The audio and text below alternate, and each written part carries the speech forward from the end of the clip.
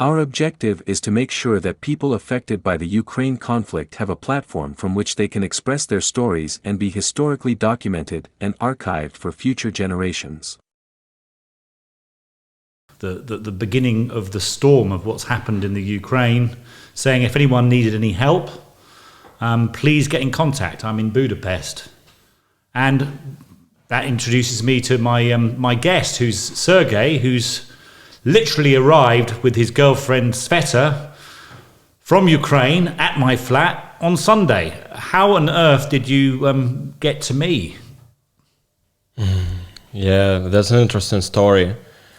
Actually, we were in the very middle of Ukraine when all those war actions began. We were in Kiev, and by 6 a.m. we got a call from Sveta's friend that she actually can hear an explosion with her own ears. And we were terrified a lot. So we just woke up and started to discuss what could we do. I got straight to the ATM trying to withdraw some cash, and Sveta as well. Then to the shop to get some more food, because the first idea was to stay safe at home with food and water and all we need sufficient to survive for a couple of weeks. We didn't even understood how serious the situation is right now, because there were a lot of rumors and no one was actually sure that Russia is actually doing the invasion. We were thinking of it like some kind of small conflict near the borders and so on and so forth. But everything was totally different. So, in a couple of hours, I found out the situation is super tensive. I have some friends more or less connected with military forces in Ukraine, and they told me that it's a real invasion, a real war, because one country just launched the missiles all over the other country's territory. A real war conflict, and it's not gonna stop, and they'll proceed to Kiev for sure. And it's not gonna be safe. So we've started to get some ways out. A lot of citizens were actually scared. A lot of queues all over the roads. The main roads got overflooded with people trying to get out of Kyiv and Ukraine in particular. And we were calling all our friends who has a car, and just to find a way out for us. Because I'm not a driver. I do not own a car. I don't even have a driving license. So we needed a support from the side. So a lot of messages, a lot of calls, and so on and so forth. People were terrified. Some of them thought that it's a good idea to wait a bit until it gets more calm. Some of them wanted to escape immediately, and so on and so forth. So by the evening we got lucky. One of Sveta's friends, Sveta's my girlfriend, and they had a car and exactly 2 places in their car to take us out. The plan was heading to Carpathian Mountains to hide somewhere over there. We have friends in Carpathian Mountains, and they were supposed to give us a place to stay for a short or either a long-term period. So we was hoping for the best. Sitting in the car. On the top of it, I used to know a man from Netherlands who's living in Kyiv for 2 years nearly, and he speaks pure English. We got friends with him, and I had a good practice of English speaking as well. And he wanted to escape as well as us. So we got in contact, and he shared me a contact of one volunteers coordinator from the European Union. Her name is Kaz. That was my first direct connection with something foreign. And Kaz started to help me. She's helping so much people all over the world, helping refugees to get to the Ukrainian border, helping people to stay in Romania, Slovakia, Hungary in particular. And he got me in contact with you, Rupert. That was quite fortunate. Cutting the long story short, now I'm here. We went to Carpathian Mountains. We had a night stand for 1 night, and then we moved in, more closer to the border. And I got contact with Kaz, and then we were texting each other like constantly texting each other and counting all the variants, which border crossing is more peaceful, can I leave the country if there's such a possibility or not for now. A lot of questions, a lot of doubts, but finally we got to Hungary like on the third day of traveling, almost 2 days of constant traveling, 2 night stands, and then I was on Hungarian borders. Luckily, with the first attempt, I left Ukraine. And then on Hungary's side, there were a lot of volunteers willing to help. They took us to the nearest town, and then we bought tickets to Budapest train for me and Sveta. We got to Budapest, and there Rupert met us and just took to his apartment, and now we're staying at Rupert in the middle of Budapest, pretty safe, had a lot of sleep, a hot shower, and so on. And a dog who loves you. Oh yeah, that's right. Those nice dog. Yeah. So I mean, what a kind of adventure, but terrifying all at the same time. And I mean, interestingly, you're not actually Ukrainian, you're from Belarus. So how did you end up in Ukraine, Sergey? Yeah, that's true. I'm a Belarusian citizen, and Belarus seems to be pretty kind to Ukrainian people, because a lot of invasions were handled through the Belarusian border. And I'm the man with a Belarusian passport. I left Belarus like nearly 2 years ago to stand for long term in Ukraine. I got a stable job, and I'm now working as an IT specialist from Ukraine. I'm having a temporary permission to work and to live in Ukraine. And I was staying there like for a year and a half, a little bit more than that. Then I met Sveta, we fell in love, and last 3 months we were living together in the same apartment in Kiev. I'm just doing my job, luckily remotely. Being an IT specialist is pretty easy nowadays, because I can work remote from every corner, in particular on the earth. And why did you leave Belarus? Oh, that's a tough question. Actually, there were a lot of people pretty unhappy with the government itself, and if I had a chance earlier, maybe I'd do this. But unfortunately, when I was 21, I got sentenced. I got sentenced for 5 years in prison for completely unjust, and I was there for 4 of those 5 years. Like 4 years staying in prison, learning some life lessons and so on and so forth in a tough way. So when I finally got out, I increased somehow a bit my technical skills, because I was not actually an IT specialist before, and after those 4 years vacation as well, I took some courses, then I got a stable job, and when the possibility to leave appeared, I was first one to say yes. My company was kind enough to take me to Ukraine. Almost all expenses was covered by the company. They did all for me, buying tickets, booking places to stand, making documents for me. That's how I got in Ukraine, and I thought it would be peace. Like, all right, enough Belarus for me. I'm in Ukraine right now. Let's meet some people. Let's have some rest, and so on and so forth. And it was quite peaceful. I really love Ukraine. I was living there for nearly 2 years. I made a lot of friends. Some of them are native Ukrainians. Some of them are from other countries. I had a friend who moved to Ukraine from Belarus nearly 10 years ago, and we got really nice contact. We got in touch, and this friend introduced me to Tim, one of my friends from Holland, who actually sometime after introduced me to Kaz, and that's how I found Rupert. What a strange row of actions leading me here. So I know Kaz very vaguely through the internet, through Facebook and pro-Remain groups in the UK. So obviously someone shared my profile with her, and that's how it came about.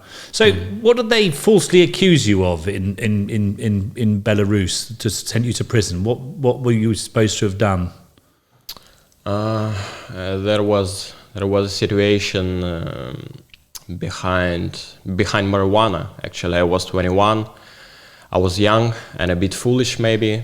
And our government politics got more and more strict by that time, and a lot of people got a sentence unjustly, pretended to be selling drugs when they were actually not. Our government politics was super strict by that time, and they needed to switch attention of people to something, and they've chosen drugs in this, and a lot of young men as me started to go in prison for amazingly big, amount of time, starting from 5 and ending by 20 years in prison, with some circumstances, and mostly of those courts were totally unjust because they needed no evidence. Like in my case, no evidence. Just one man who said that I was selling drugs to him, but he was scared. He was scared with the forces, and they made him to say that. So that's what's happened to me, and that's what's happened to a lot of Belarusian people. There was a huge media announcement about that, and there is a film, if I'm not mistaken, filmed after those actions in Belarus behind drugs. It won a couple of awards on some festivals, Woodstock Festival and some Belgian festival, if I'm not mistaken. There were a lot of protests all over the Belarus, but protest doesn't do much, as we learned, because with the latest actions in Belarus, with unjust president selection, almost all the country came out on the streets to protest, and it led to nothing, actually. You might know the story behind Belarus, because right now we have some kind of dictatorship. So you're 26 now, and I cannot, when I was 26, I'd hardly experienced anything other than a nice middle-class English background. I mean, you've been in prison, you've been a dissident, you've left home, and now you're leaving home again. I can't imagine how that feels. How do you feel? Are you excited, scared? Actually, I'm doing my best to put my mind together, because right now it's time for the action, time for making decisions and doing the action. And our reminiscence, our sadness, it will come further for sure, but right now I'm trying to avoid it until I get a stable place to stay.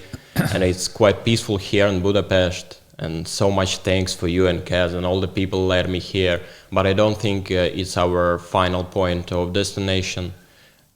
Right now we're looking for other variants, where to stay in particular for a long time perspective, where can I find some stable job if I fail on my main job right now, because it's tough. I was officially working for the Ukraine, and right now Ukrainian accounts are getting blocked all over the world, so we need to find out an official way how to get me money, because I don't want to end up on the street somewhere.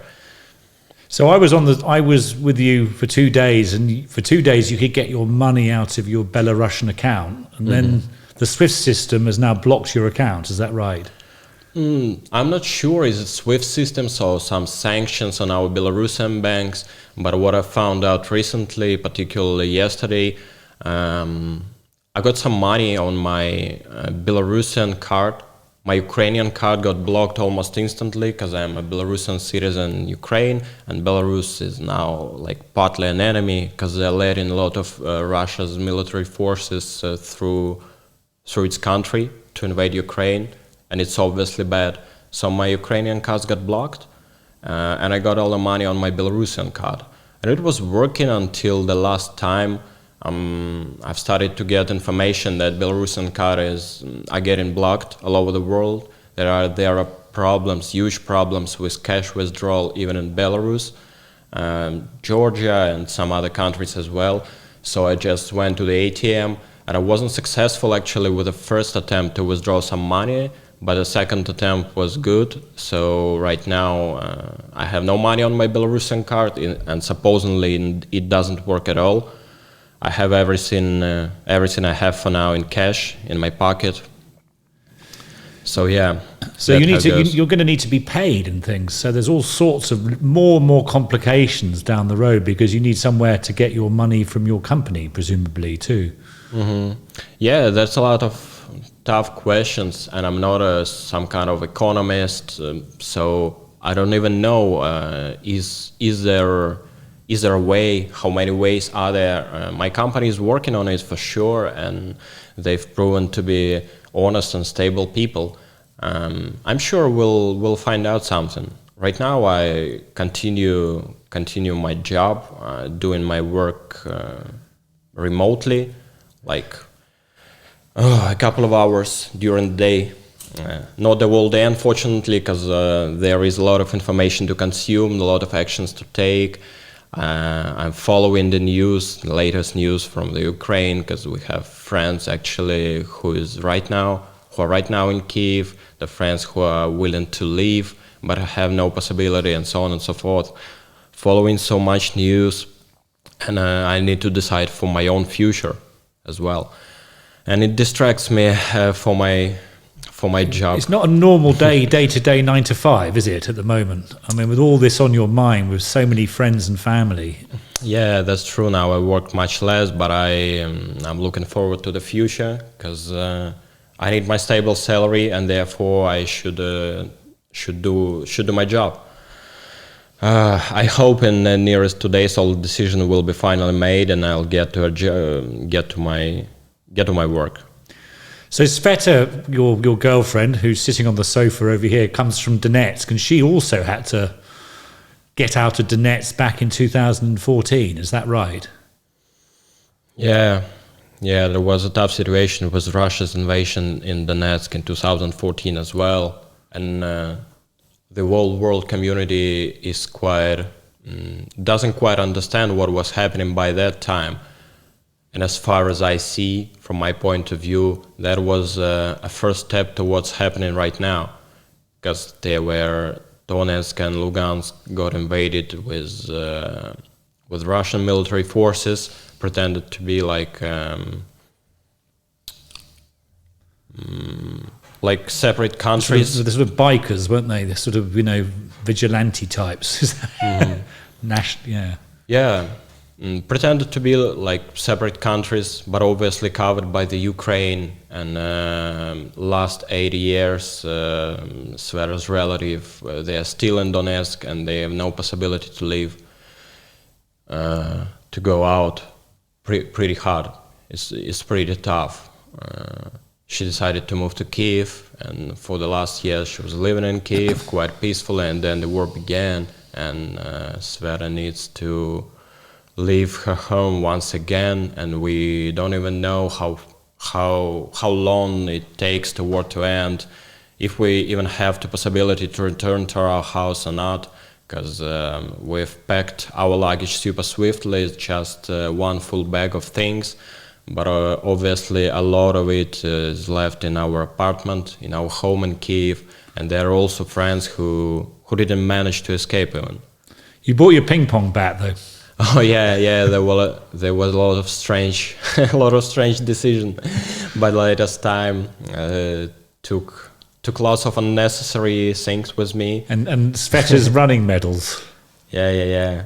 Took some medals because Sveta was fond of running. Like once she did a half marathon, and she have a couple of medals.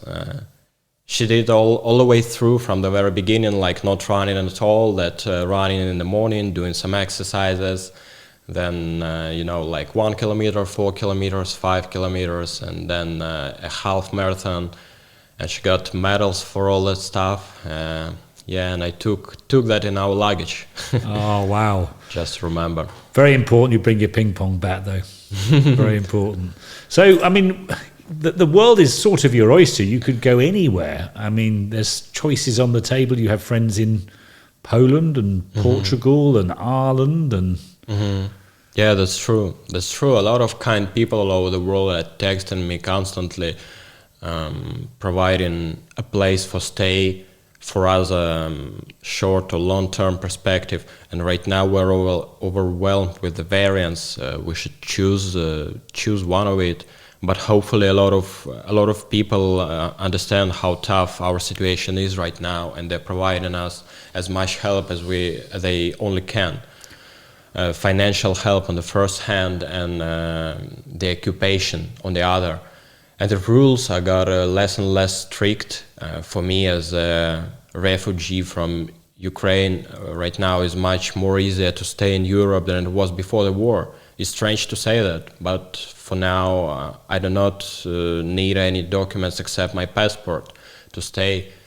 And I was willing to travel for a long time, and now there's the time to travel. Unfortunately, during the war, but that's life. What a different type of travel. It's hardly Euro-rail, is it? Oh, yeah, you're totally right. I'm happy for now to stay in a peaceful place, that hot showers, proper meal, and 10 to 12 hours of sleep. I just can't get enough. You've been sleeping a lot. You have been sleeping a lot. It's kind of 9 o'clock to bed, 9 o'clock in the morning getting up. I don't blame you, my goodness. Yeah, just can't get enough. And I'm started to see dreams in English that happened to me this night. Well, your English is getting better and better by the day. So if anyone is listening would like to ask questions, please send a message to Budapest FM/UA, is that right? Aha, budapest.fm/UA. So please, by all means, ring up or send a message. So where do you think your next move is? There are a couple of possibilities, actually. As far as I hear, Warsaw is right now overwhelmed with all kind of refugees, and it's pretty crowded in there. The first our plan was going to Warsaw, and right now we're doubting, because they are actually good people willing to give us a place to stay and so on and so forth. But I'm not pretty sure for now how comfortable could it be. Yes, right now I'm the man who can think of its own comfort, so I need to make a decision. I don't know whether we are going to Warsaw or not. We also have friends in other Poland cities. What is it called? Wrocław. Yeah. One of my good friends of mine from my childhood, he's now living in Wrocław, and they're ready to give us an apartment to stay. That's for Poland. And I got in touch with a really good, brave and honest man from Ireland. I was attending English courses provided by my company, and he used to be my tutor, and he's my tutor for now. I got a lesson of English yesterday evening, and this man is ready to provide us a place to stay in Western Ireland, and this is also a possibility. We're looking on this variant so much. There are also friends in Portugal and friends in Germany. There are actually a couple of possibilities. We haven't decided for now because a lot of my stuff to do and my job as well. So, I mean, there's a sort of feeling of freedom in some ways, but also fear at the same time. I mean, you must be you're in contact with so many people back in Kyiv at the moment, and people living in the Carpathian Mountains. I mean, what's the story now? How easy is it to get out of Ukraine if you want to? Actually, most of the border crossing points right now are super crowded with people of all kinds of and genders and so on and so forth. But it's mostly crowds of cars. When speaking of crossing the border by foot, it's much more easier. But unfortunately not for Ukrainian men people, because during the war there is a militarization and Ukraine side does not allow them to leave. So there is no possibility to leave if you are a Ukrainian male man. Either you join the war or you just like hiding or something. They do let leave the country for women with kids or some old people like after 55 years old or something. That's not old. That's not old. I'm only 26. Please forgive me. That's all right. For this statement. So yeah, it's pretty tough. It's pretty tough. Most of the people I know who either doesn't want to join the war or they won't, but doesn't have a possibility. Because a lot of volunteers in Kiev and all over the Ukraine, they really want to protect their own country of the invasion. But Ukraine, for now, is not able to provide everyone with equipment. So there is no possibility for them to help so much, and they are not able to leave the country, and they don't know in particular what should they do. Carpathians right now are getting overflooded with refugees as well. Not only Ukrainian people, a lot of women, a lot of kids, a lot of citizens of other countries, for instance, like me or something. Fortunately, I didn't face any troubles leaving Ukraine, and the border police was super polite, like Belarussian man. Belarus is our brother nation, so of course you can live. But you're a brother nation, but also an enemy, because you're technically with Putin, aren't you? I mean, the country's with Putin. Of course, the people are nothing to do with it. Yeah, the government policy of Belarus right now, I cannot comment it because I don't have proper information. I just know that there are a lot of troubles of getting out of the country right now or getting your cash withdrawn from your bank accounts. A lot of sanctions are put on the Belarus on top of those sanctions which was before. So yeah, it's getting harder and harder to live there on the one hand, and on the other hand, the official announcement from Belarusian president is that Belarusian army is not gonna join the war. That's the latest news for now, but no one's actually know what's gonna happen, and the course can be changed in minutes or hours.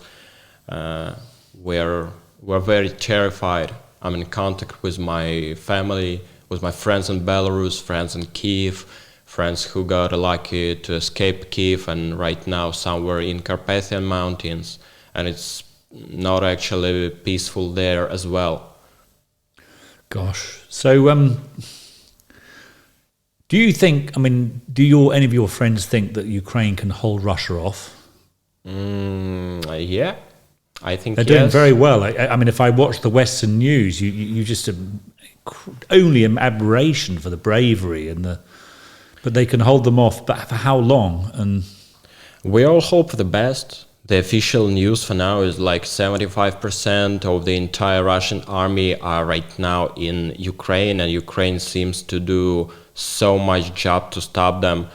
Up to every night, enemy forces are getting pulled back off from Kiev, but then they start to go again and again.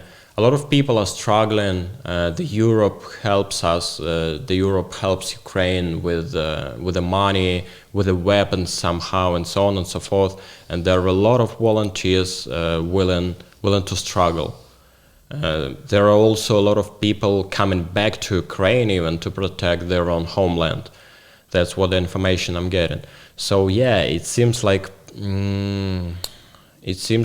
more or less Ukraine, with the help of European Union, is gonna be the winner. But It's not about who wins. It's just war, and it should be stopped. It should be stopped as soon as possible.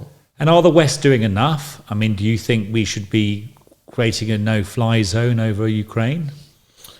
I mean, the worry is the moment you do that, you're technically showing NATO aggression, which Putin can use back at home. But, I mean, Yeah, that's a tough decision, and I'm happy that I'm not one of the people to make this decision, because there should be confident people to decide for all the NATO aliens how should they behave.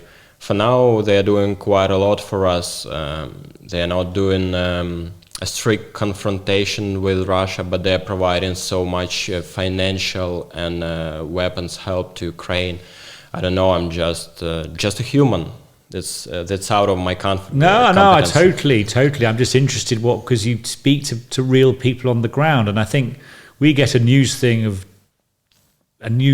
sound bites and imagery, but actually talking to real people is what this show will be about and is about. And so I mean, we had a little bottle of champagne last night that was quite fun, wasn't it? Yeah. In these slightly dark. It's my 9th wedding anniversary. And celebrate your freedom. Yeah, that's true. We had a little celebration yesterday night. Rupert got an anniversary, like 9 years of marriage, true love, and we joined, me and Sveta, like just to celebrate our recovery, and our dog Moisty. Yeah, also got some biscuits. He got lots of biscuits. He gets spoiled by you two. Yes, he's... So Sveta and Sergey have been taking Moisty out for a walk. He's been everywhere. He's sightseen the whole of Budapest. He's been to the castle and been down to Parliament. And the views and the weather right now, right here, is truly perfect. Yesterday was the first day of spring, and the sun came out. So, you told me it was the first day of spring. I've never heard that before. I thought it was a bit later. But Sveta said first day of spring and we had 15 degrees and sunshine. Yeah, that's how it's treated in Ukraine and Belarus. Like 1st of March is the first day of spring. Yeah. So yeah, right now we're pretty nervous actually, and going for a walk with a dog into a peaceful city, trying to observe some viewpoints is like super relaxing, I can imagine. So you've got friends back in Kyiv. What's their daily, I mean, from what you hear, what's their daily life like? I mean, are their shops open? Or do they go to people's houses? Do they go to work? I mean, how on earth does it work with bombs going off? And most of the people who are right now in Kyiv, more or less, they are trying to support the military somehow, making Molotov cocktails, making masking nets, for the vehicles of the army forces. They're the only thing they can do in particular. And I know it sounds horrible, like supporting the war, but you need to protect your homeland there are a lot of missiles and bombs around. A lot of peaceful buildings are getting destroyed, like schools even, or children gardens. I'm getting all this information on my Telegram, and wow, that's crazy. So obviously no going for work for those people who are not IT specialists, who are not working remotely. They just sit at home and try to help military forces as much as they can. I hope most of them have enough food and water to survive. Like once or twice every hour there is an air alert in Kiev. Some missiles, some bombs, and people just are hiding in their bathrooms. Most of them are almost live there. And why the bathroom? Oh, I'm not actually a specialist, but it was told us from the very childhood that in our post-Soviet buildings, bathroom is the safest place in case of any bombs in the house. Maybe if most of the house is getting destroyed, most likely the bathroom will recover. Really? Yeah. Speaking about the wall room, And about the bath itself, I'm getting a lot of photos on my Telegram account. People just like laying in bathrooms with their blankets, with their pillows and their pets, like a lot of dogs. And how do you make a Molotov cocktail? I mean, it's something in my life I just couldn't even imagine, unless you're some crazy extremist or crazy person. So everyone's making Molotov cocktails at home? Not everyone. Some people are just super scared. They want to survive, and they just sit in their bathrooms, swiping all the news. Fortunately, there is a stable internet connection and cellular network for now in Ukraine. And as I've heard, Elon Musk launched and provided the access to the Starlink for now for Ukraine. The connection is pretty stable in Kiev, but not all over the Ukraine. So yeah, there are people who are making it with a Starlink or something. And a lot of people just staying at home. Some of them are trying to help. Some of them are going in the streets, trying to join the forces. There is some amount of weapons to give to ordinary people, but all this stuff is covered by the law. You cannot just walk in and ask for a weapon. You should need your documents with you, and it's done by the military organizations. Gosh, I don't know how to say it in English. Special departments will sign you, will check if you had to serve in army before, and so on and so forth. So whether you have the ability to use a weapon in the right way. And if you are not a Ukrainian, for example, citizens, and they won't provide you any. For instance, I have one brave man, and he knows what war is. He used to serve in Belarussian army forces as well, and he's not allowed just to get a weapon.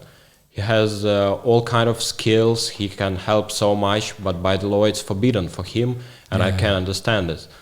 So it's not so easy to get a weapon in Ukraine right now, but there are a lot of people who can legally get it, and if they can, they do. They join the forces. They are stopping the enemy on Kiev streets.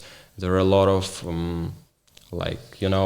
automobile tires all over the streets and so on and so forth.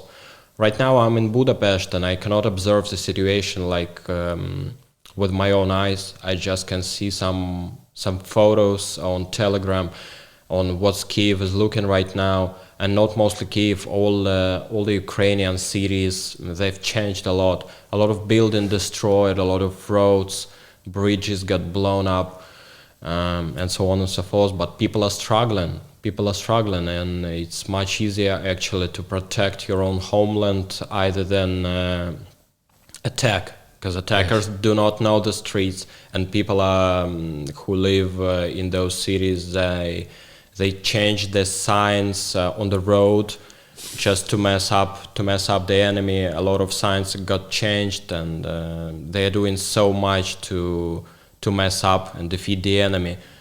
Ordinary people report to have stolen some kind of military vehicles from Russia, even, just by night. Some ordinary people, ordinary citizens, videos, have stolen some war machines from the Russian army, and Russia should be amazed with what's happening. And I'm hoping so much on that the war ends, I don't know, today, tomorrow, as soon as possible, because what's happening right now is crazy. It makes just no sense. I don't know what is the purpose of it. No one gets a purpose. Right now, Russia's people are struggling a lot, Belarusians and Ukrainians as well. The whole world is changing, and changing in a bad way, Yeah, no, I mean, why is Putin doing it? There doesn't seem to be an end game, because he can't win. We don't think he can win, but it just seems irrational. In the past, you sort of understood his madness, but this time it's much more difficult to comprehend from the outside. Ukraine's huge, isn't it? I think this is what some people in Western Europe don't get, but it's actually sort of 3 times the size of France or the size of Texas. Yeah. So if you're coming from Kiev and you're wanting to get to a border, I mean, how far do you have to to go to get to the Hungarian border? To the Hungarian border, let me count. I think approximately 1,000 kilometers or something. Wow, so that's almost equivalent to going from Budapest nearly to London or something. It's a long, long way. Mm-hmm. And how obviously it's getting more and more difficult to travel. I mean, it must be. That's right. Are trains still running, for example? Yeah. The Ukrainian government is doing so much for the people, because trains are constantly launching, and there is a huge crowd of people, and it's getting more and more huge on the Kyiv railway station and a lot of other cities in Ukraine. Not all of them, but mostly of them, they are launching the trains closer to the border or even over the border to Romania, to Poland, and so on and so forth. Yeah, a couple of my friends have successfully escaped even by the trains. When I was escaping, we were looking for a car, like, a more flexible vehicle. Mm-hmm. If it would be dangerous on the road, maybe we'll get a chance to leave it or to, just turn around or something. But trains prove to be pretty stable for now. A lot of people are using trains to escape, and they don't need documents to sit on this train. They don't need to pay for anything. Just if there are places, they're allowed. People are staying, sitting, laying in those trains. It's not like the official places. People are staying in the trains halls, and it's okay. The Ukrainian railways support it, trying to recover as much people as they only can. Now, we're all watching it on the news in the West and in places like Hungary and all over the world. How can we help? What do people like the average person in Budapest or in Warsaw or in anywhere in Europe, what can we do? What can we do to help as individuals, and what is needed? We appreciate all the help you can even provide. There are a lot of refugees, there are a lot of Ukrainian women with kids crossing the border, and all of them needs a place to stay, some food to eat. Most of them does not have money at all. It's really tough, and Poland have opened her borders, as well as Hungary and Romania, and so much of the countries, for instance, Germany, Ireland, Portugal, they are all accepting the refugees, but it will. I think we need more people to help, just like in person, because a lot of refugees and not so much volunteers willing to help, pretty much, but I don't think the amount is enough. So yeah, the people and the money. I'm not speaking about strict like controversy of NATO and Russia, because I'm not allowed just to think of such actions, but just helping ordinary people to get out, to survive, to find a stable place to stay, and further maybe a stable job. There are a lot of honest people in Ukraine, and they can do their job pretty well if only they get chance to stay in Europe until the war ends. Would be perfect. I don't think most of them want to stay in Europe for life. Most of us Ukrainian, Belarusian people were looking to coming back because we left our houses, but there is not possible right now to come back until the war ends. Yeah, no, absolutely. So that you need shelter, you need help, and all I'll say is, anybody out there who's got some space, please try and help. I mean, it's been a pleasure for me, and it's been wonderful meeting both of you. Yeah, I genuinely say that. It's a great thing to do, and I understand. I'm very lucky. You're two great people, and refugees are just people. Some are lovely, some are not so lovely. They're all sorts, aren't they? But if anybody is listening here in Budapest, I mean, just if you can open your house or do anything to help, it is obviously so much appreciated. Yeah, right now we're staying at Rupert's, and he reports that we're accepting one more refugee from Ukraine, one Zambian man who needs a place to stay, a place to be safe, And you, Rupert, you are letting him a place in your apartment as well? He's coming tonight, yes. And it's quite fun. I feel I'm back in student days. Shared kitchens, shared bathrooms, but, you know, I mean, you can't watch and not do something. And but, you know, so a voice out to anybody who can help. It's so needed at the moment. Yeah, and if I'm not mistaken, that Zambian guy reports when he was trying to escape Ukraine, 2 of his friends were called out to death. Like, I don't know they how had particular apparently they had hypothermia because he wasn't given any shelter. Gosh, I don't know the full story, but he's coming today. So,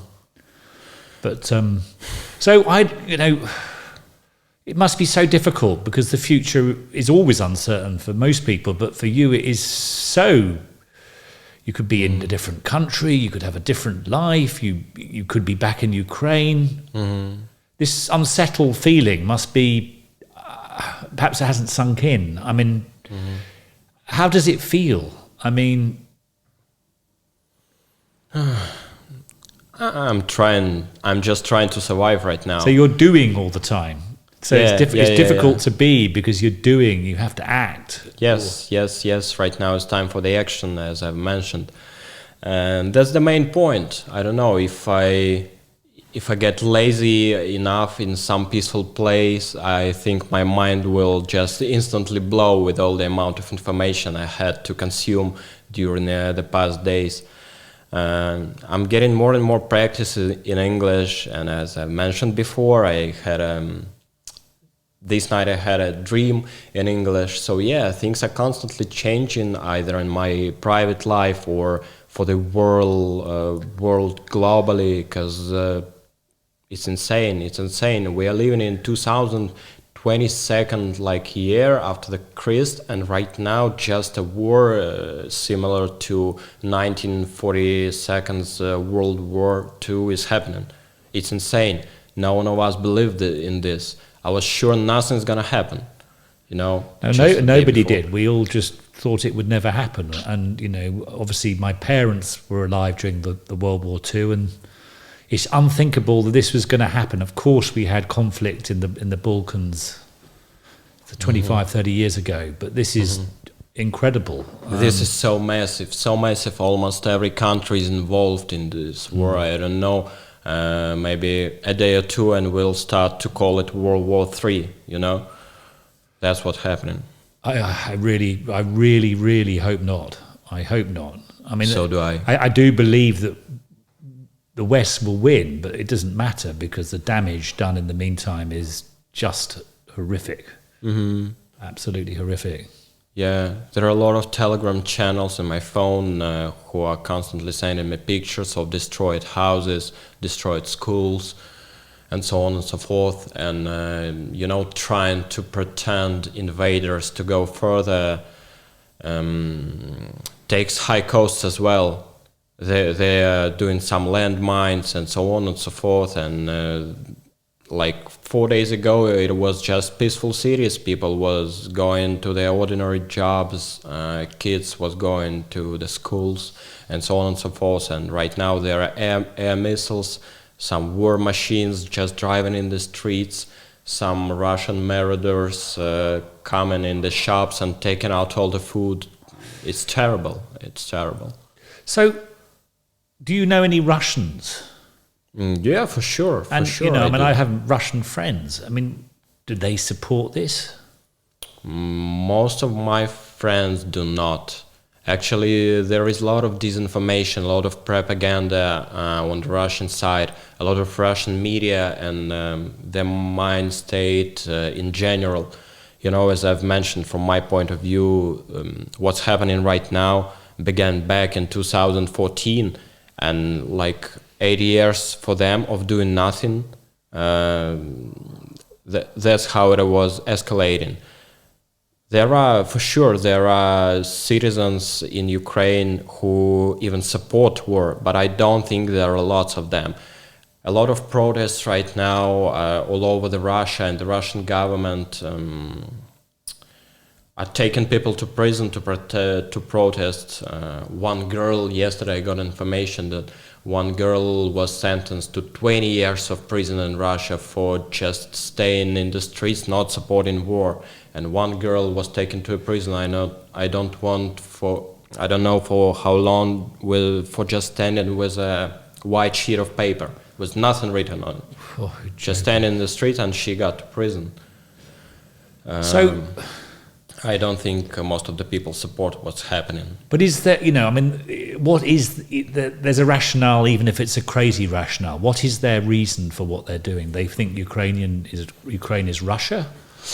There are a couple of strange opinions. Like Sveta told me that in their schools they got taught that there was no Russia until like 20th century, or there were no Ukraine until 20th century. That like Soviet Union created Ukraine, and it's total bullshit. Ukraine might be a country exist even before the Russia started too, something like this. So they're trying to make a point of view that there is no Ukraine. It's for all the time it was like a part of Russia, and right now Ukraine government are just bandits who control people, like pointing guns to their heads, and Russia is like helping Ukrainian people to get rid of the government. But it's total bullshit. As a man living 2 years in Ukraine, everyone could not be happy with the government, but most of the people was quite happy. And what's happening right now, how President Zelensky acts, we're all so proud of him, how honorable, how good he behaves. That's super, and we're proud a lot for what Ukrainian government is doing right now. They're trying so much to protect their own people, and it's not a help from Russia, and not an operation. It's a real war that is happening there. The people are dying for both sides. Incredible. Yeah, no, it's absolutely crazy. Well, we're nearly getting towards the end. What are your hopes? What would be the best hope? To go back to your flat in Kiev, to a democratic Ukraine, with Russia shrunk as a bullying neighbor. Actually, I'm hoping the war ends as soon as possible, and there might be some government changes in Russia that would be the best way from my point of view. I got to love Ukraine, and I hope to return once and continue living there. I hope now all the European Union understand that Ukrainians are honest people, pretty strong to protect themselves and so on and so forth, and there are already some kind of discussions on the government level to let finally Ukraine to enter European Union, and I think that would be a super decision. So we're hoping, to return to Ukraine as soon as possible, but there is so much to do, even in the best scenario, You have to repair roads, houses, and no one can even count the damage did to Ukrainian economics and the cities right now. I cannot even imagine. And, Putin loves to talk about Nazis running Ukraine, which is a bit strange. He's obsessed with Nazis. I suppose the Soviet system was obsessed with Nazis because they could always say, we're protecting you from Nazis, that's why we won't let you travel and think. That's what the Soviet system used to say. But, Zelensky's, a Jewish guy, number one, isn't he? Might be. I don't think he's very practicing. I think he's Jewish by heritage. And, the guy who's coming this afternoon is a Zambian. He's a black Zambian married to a Ukrainian woman. So Ukraine is a civilized Western democracy. It's no different to being in Hungary or Poland, really. Yeah, for sure. Of course, you've got your nutcases. We all have them, but... For sure, there were some problems in Ukraine, but most have learned of Kiev is that it is a super international city. You know, I cannot even understand how can someone talk about Nazis in Ukraine when I was living in Kiev. You know, you are just walking down the streets and constantly you can hear different languages. A lot of English, a lot of German language, Ukrainian, Russian, and as for being a Belarusian man living in Ukraine, I faced not troubles at all on speaking Russian. You know, there is such a thing that Ukrainians might not love Russian people, but that's not true at all. I was pretty comfortable speaking Russian language, which is my native in Ukraine, and no one bats an eye. No one treats me badly or something. Ukrainians, they are just trying to protect their nationality. So that's why they're trying to more and more speak Ukrainian language, just to say to all the world that Ukraine is an independent country with a super long roots. You know, that's what some people cannot understand right now. They're just listening to Russia's propaganda, and they're like, Ukraine, what's Ukraine? I was in Moscow in 2008, and my office was 40 people of 150 were Ukrainian, and it was a happy place. Everyone was friends. It's so incomprehensible to me.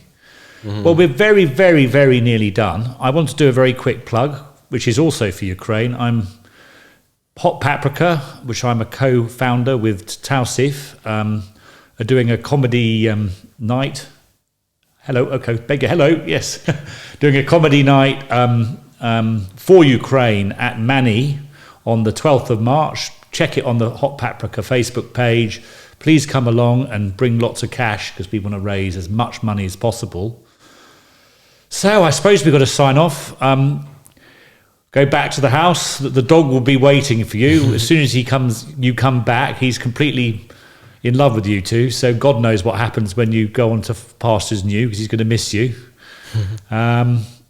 It's been absolutely fascinating talking to you, and I think it's so important that people hear your story and many other people's stories like yourself. Thanks, Rupert. Thanks, Rupert, for bringing me here. Thanks, Ray, to conduct all this meeting on Budapest.fm. Yeah, it's pretty valuable. And I hope I can help the people all over there, Hungary, and who knows elsewhere, to understand how serious and tensive the situation is right now. It's complete war, and we need as much help from the people as we can. And, you know, we will be doing more of these. I hope to do one very, very shortly, maybe with the guy who's coming this afternoon. We will be doing more of these stories. And if you know a Ukrainian refugee who would like to come on this program, please contact, because we think this is very important for the world. Yes, and, I'll do. I'd like to sum up the thing. Let's just try to stay humans. Try to stay humans and help your closest. Absolutely. Thank you very much.